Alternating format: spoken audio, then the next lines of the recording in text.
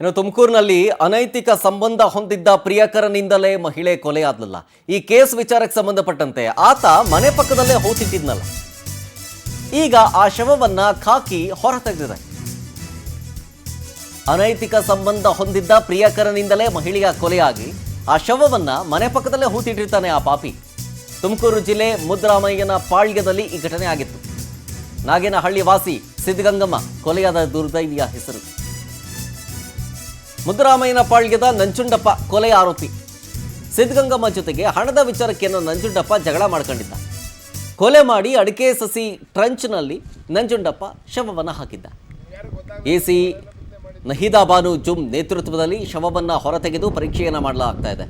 ಸದ್ಯ ಈ ಪ್ರೇಮಿ ನಂಜುಂಡಪ್ಪನನ್ನ ಪೊಲೀಸರು ವಶಕ್ಕೆ ಪಡೆದು ತನಿಖೆಯನ್ನು ಚುರುಕುಗೊಳಿಸ್ತಾ ಇದ್ದಾರೆ.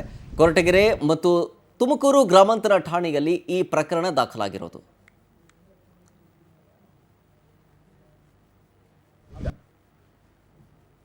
ಅವರೊಬ್ಬರ ಜೊತೆ ಮುದ್ದೇನಹಳ್ಳಿ ಪಾಳ್ಯ ಊರಲ್ಲಿರುವ ಒಂದು ವ್ಯಕ್ತಿ ಜೊತೆ ಇಲಿಸಿಟ್ ಅಫೈರ್ ಇರುವ ಮಾಹಿತಿ ಕಂಡು ಬಂದಿದೆ.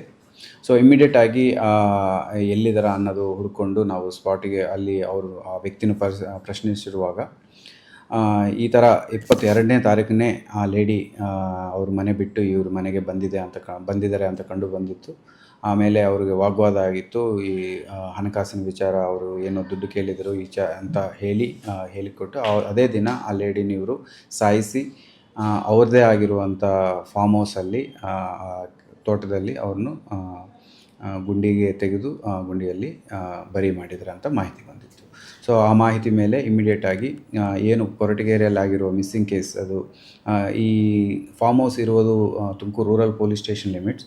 ಆ ಪೊಲೀಸ್ ಸ್ಟೇಷನ್ಗೆ ಅದು ಮರ್ಡರ್ ಕೇಸ್ಗಿಂತ ಕನ್ವರ್ಟ್ ಮಾಡಿಕೊಂಡು 103 ಸೆಕ್ಷನಲ್ಲಿ BNS ಅಲ್ಲಿ FIR ಮಾಡಿ ಅಕ್ಯೂಸ್ನ ಅರೆಸ್ಟ್ ಮಾಡಲಾಗಿದೆ. ಇವತ್ತು ಆ ಬಾಡಿನ